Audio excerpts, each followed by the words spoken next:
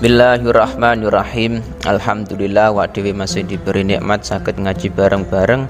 Mugi-mugi sakit istiqomah, manfaat barokah fid dini wad dunya wal akhirah. Bismillahirrahmanirrahim. Faslun ay hada faslun. Utawi iki kuwana fasal suici. Takbire fasal wallazi yujibu al-ghuslah.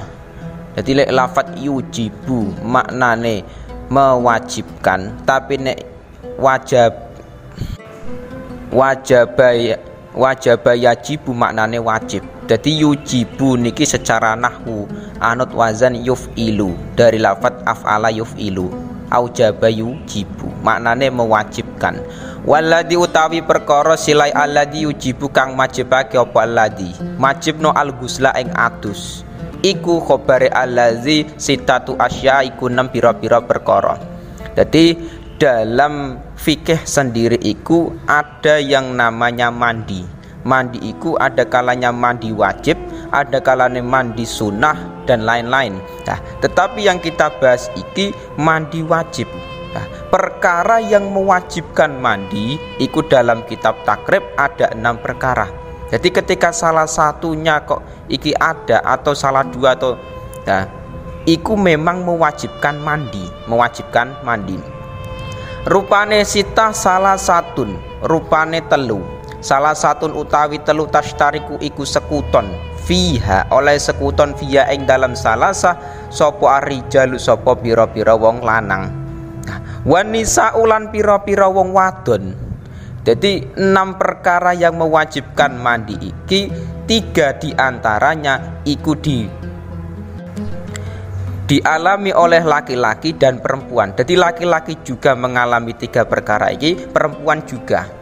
Nah, 3 perkara iku wahya utawi salasah iku iltiqaul khitanaini, iku tetemune persunatan loro. Jadi perkara yang mewajibkan mandi ada 6 perkara, yang 3 diantaranya dilalui oleh perempuan dan laki-laki. Salah satunya iltiqaul khitanaini, bertemunya 2 alat kelamin. Jadi bahasane jima bersetubuh iku mewajibkan mandi, baik iku bersetubuh dengan istrinya sendiri atau dengan orang lain sing bukan perempuan sing halal, iku tetap mewajibkan mandi. Jadi misalkan zina iku tetap mewajibkan mandi. Qauluhu iltiqaul khitanaini.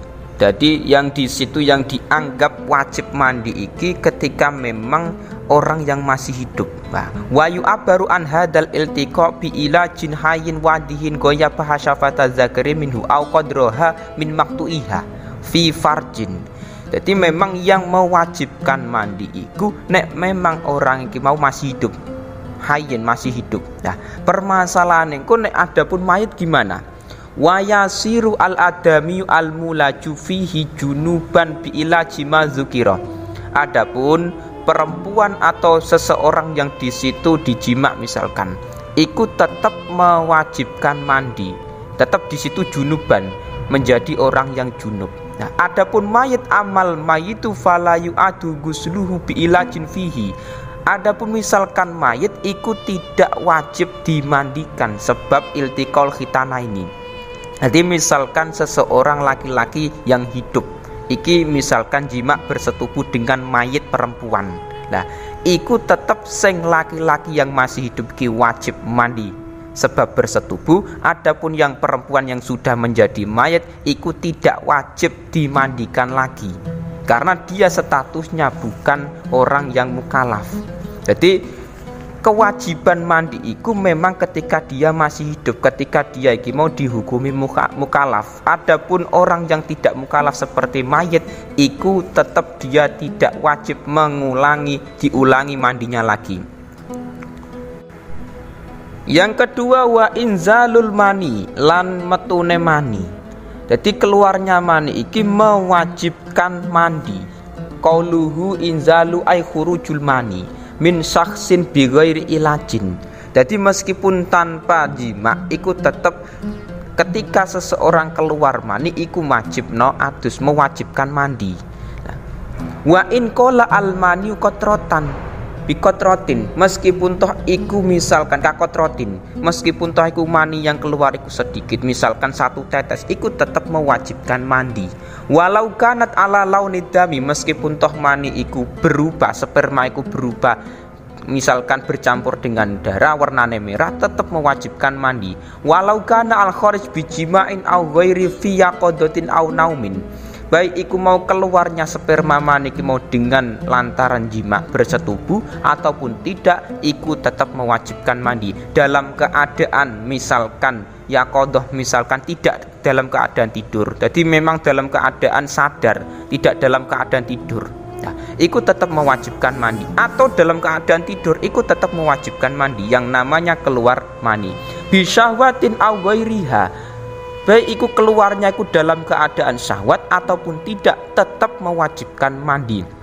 Min tariqi al-mu'tadi au ghairihi ka'anin kasara solbu fakhraja maniuhu, baik iku mau keluarnya mani memang dari jalan adate, jalan umumnya lewat kelamin depan, iku tetap mewajibkan mandi, atau tidak lewat jalan kelamin depan, misalkan lewat jalan lain, iku tetap di situ mewajibkan mandi. Nah, jadi yang namanya keluar mani baik ikut dalam keadaan jima ataupun tidak, tetap mewajibkan mandi. Hukumnya mandi iki wajib. Wal mautulan mati, yang ketiga yang mewajibkan mandi iku mati, meninggal.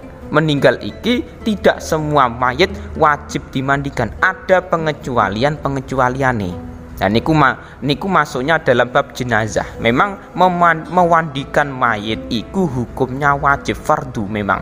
Nah, tetapi kewajiban iku dibebankan kepada orang yang masih hidup.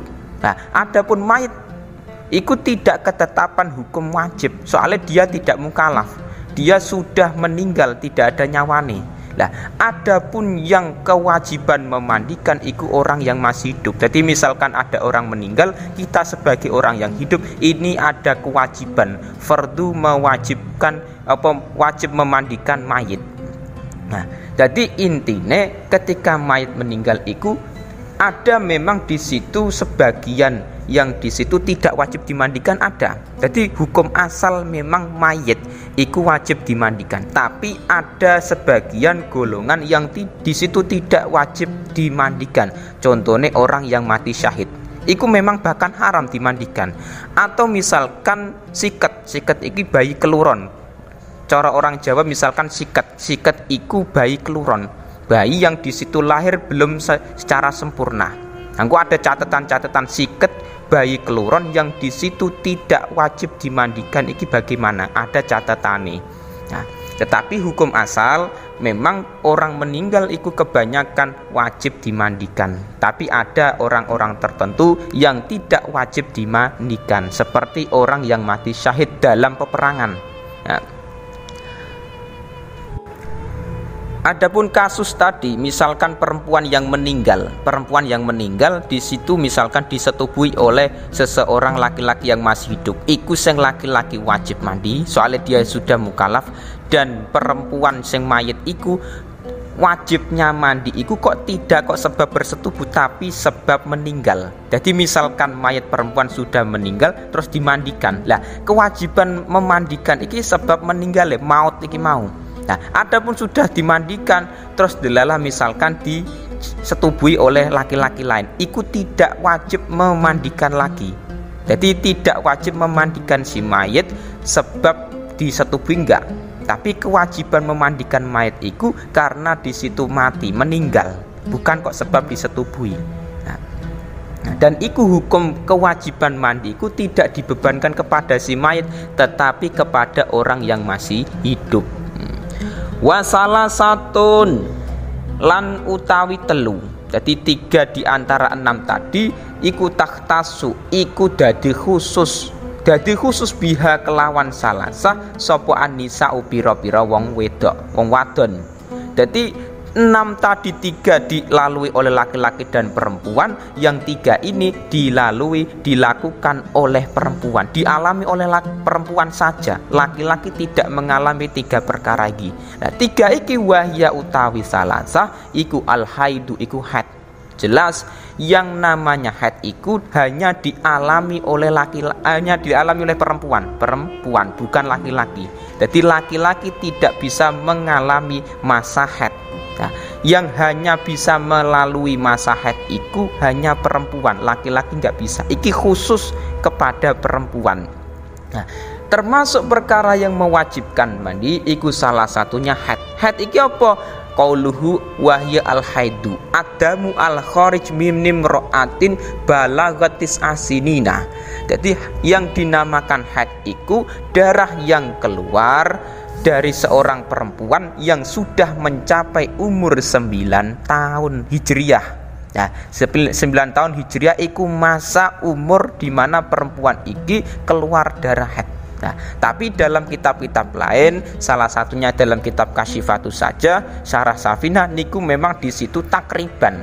Jadi 9 tahun ini tidak harus pas, takriban itu kira-kira 9 tahun tidak nyampe 16 hari. Jadi 9 tahun kurang 15 hari itu dikatakan haid. Jadi misalkan umur 9 tahun kurang 15 hari keluar darah, iku kemungkinan bisa dinamakan haid. Tetapi kalau di situ keluar darah 9 tahun hijriyah kurang 16 hari, iku tidak bisa dikatakan haid. Jadi bedakan, keluar darah iki memang ada ulama yang membatasi umur perempuan iki 9 tahun. Tapi ada yang mengatakan kurang sedikit nggak masalah. Yang penting kurangnya iku 15 hari. Atau misalkan 10 hari terserah, yang penting 9 tahun tidak 16 hari, bukan 16 hari. Nah, itu 9 tahun tidak kurang dari 16 hari, itu tetap dikatakan haid. Nah, tapi nantinya meskipun 9 tahun sudah keluar darah, itu belum tentu haid. Terkadang juga itu dikatakan istihadu atau nifas. Tergantung ciri-cirinya haid bagaimana.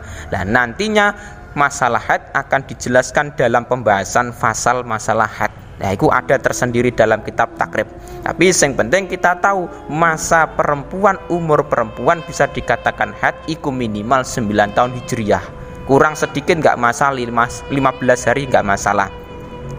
Wan nifasu lan nifas. Nifas juga termasuk darah yang di situ dihukumi mewajibkan mandi. Nah, pengertian nifas wahwa utawi nifas dalam syarah qauluhu adamu al-kharij akibal wiladah. Jadi keluarnya darah yang di situ setelah melahirkan. Jadi setelah darah yang di situ beriring-iringan dengan melahirkan, itu namanya nifas. Beda dengan haid. Nek haid itu tidak ada hubungan dengan melahirkan. Tapi nek nifas iku darah yang di situ ada hubungannya dengan melahirkan. Lah hukumnya bagaimana? Fa innahu mujibun lil ghusli qat'an. Hukumnya tetap yang namanya darah nifas wajib mandi. Wajib mandi. Jadi sama-sama haid dan nifas ini darah yang di situ tetap mewajibkan mandi, kalau sudah suci.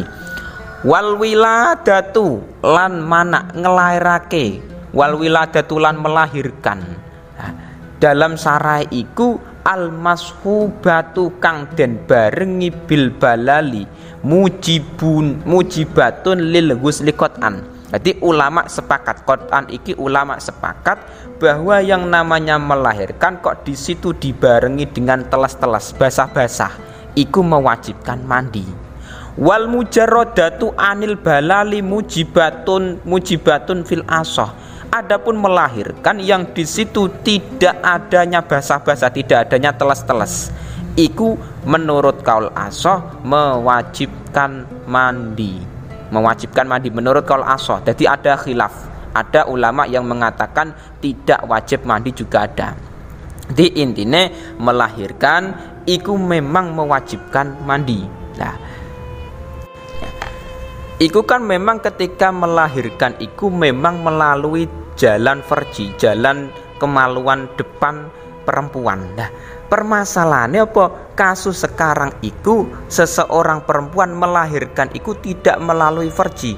Menurut zaman sekarang iku ada yang melalui proses operasi sesar. Jadi operasi yang di situ keluarnya bayi iku tidak lewat jalan farji, tapi dioperasi. Nah, iku apakah mewajibkan mandi po enggak? Dalam kitab Hasyiah Bajuri niku Hasyiah Bajuri, Mbak Imam Bajuri mengatakan qauluhu wal wiladah ila angkol walau waladat min ghairi tariqi al mu'tadi falladzi yadhar wujubul ghusli akhdan mimma ba'asau ar-ramli min ghairi tariqi al mu'tadi falladzi yadharu wujubul ghusli akhdan mimma ba'asau ar-ramli.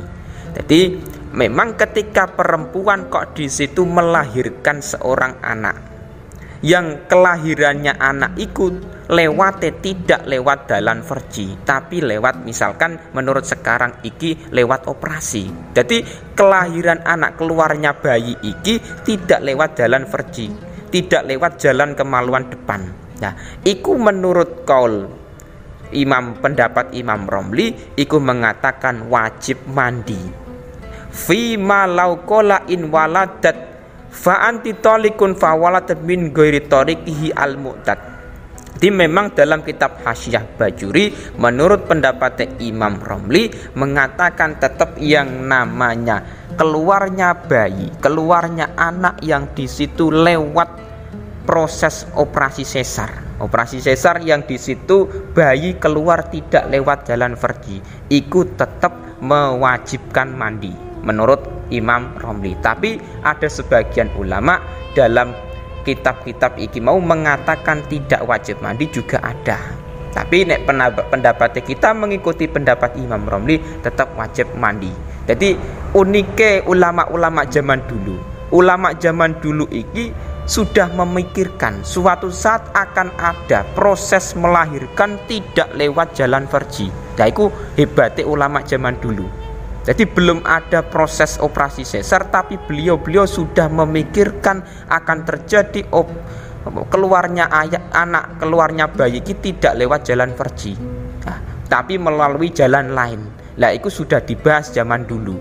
Nah, sekarang zaman sekarang ini zaman now ini sudah terjadi yang namanya melahirkan itu lewat operasi sesar, tidak lewat jalan verji. Lah iku ulama zaman dulu sudah memikirkan masalah-masalah iku. Dan iku memang ada perkhilafan ulama, perbedaan pendapat. Nek kita mengikuti Imam Romli memang ada sebagian yang di situ mewajibkan mandi. Tapi nek ada ulama lain yang mengatakan tidak wajib mandi juga ada. Tapi kalau bisa kita mengikuti pendapatnya Imam Romli. Niku masalah bayi sesar tetap wajib mandi menurut Imam Romli.